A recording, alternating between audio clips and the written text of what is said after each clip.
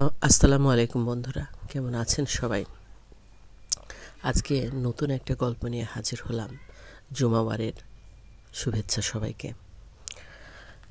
আজকের গল্পটি আমার একজন প্রতিবেশী, তাদের তখন চরে বাড়ি ছিল। তো তখন তার ছেলে, একমাত্র ছেলে, এসএসসি পরীক্ষার্থী। তো সেই সময় ছেলে রাত জেগে পড়াশোনা করতো। তার মাও অনেকটা সময় জেগে থাকতো ছেলের সঙ্গে। মাটাও অনেক বেশি শিক্ষিত ছিল। তো ছেলেটা একটা সময় দেখা যাচ্ছে যে কারেন্ট চলে গিয়েছে। তো সেদিন ছেলেটি প্রচণ্ড গরম পড়ছিল, তো বাইরে বের হয়। তো তার মাও পিছে পিছে বের হয়। তো তার মাকে দেখে ছেলেটি আস্তে আস্তে সাহস করে সামনে একটা পুকুর আছে, পুকুরের ধারে গিয়ে বসে, যে বাতাসটা একটু ঠান্ডা হয়তো পাওয়া যাবে। তার মা নিষেধ করা সত্ত্বেও সে যেয়ে বসে। তো তার মা বারান্দায় বসে ছেলেকে পাহারা দিতে থাকে, যেহেতু অনেক রাত, তখন প্রায় 12টা-1টা হবে। তো ছেলেটি পুকুরের পাশে বসে আনমনে মোবাইল টিপতে থাকে। তো হঠাৎ তার মনে হয় যে তার পেছনে কেউ এসে দাঁড়ায়। তখন সে মনে করে তার 2 চাচাতো ভাই আছে, তার সমবয়স্ক, হিমেল আর তমাল।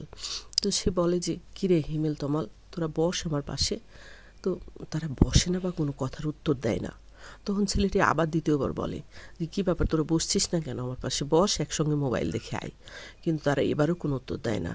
তখন তৃতীয়বারের মতো বলার পরেও যখন তার কোনো উত্তর পায় না, তখন ছেলেটির একটু ভয় হয়।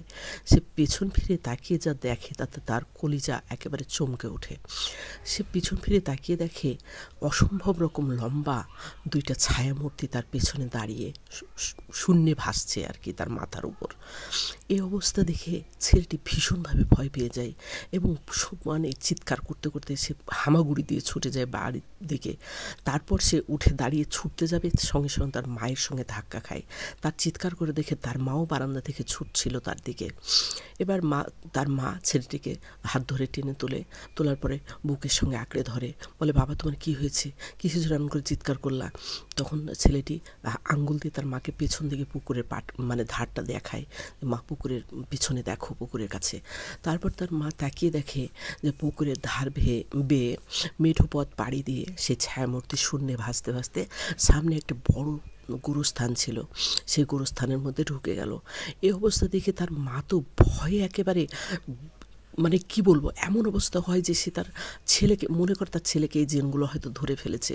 সে তখন ভীষণভাবে চিৎকার করে কান্না জুড়ে দেয়, তার ছেলেকে বুকের সঙ্গে জড়িয়ে ধরে। এই কান্নার শব্দ শুনে তার স্বামী, মানে ছেলেটির বাবা, বের হয়ে আসে। বের হয়ে এসে মা ছেলেকে বাড়িতে নিয়ে যায়। নিয়ে যাওয়ার পরে সব কথা তাদের মুখ থেকে শোনার পরে ছেলেটিকে বলে, বাবা তোমার কোনো সমস্যা হচ্ছে? ছেলেটি বলে, না আমার কোনো সমস্যা হচ্ছে না।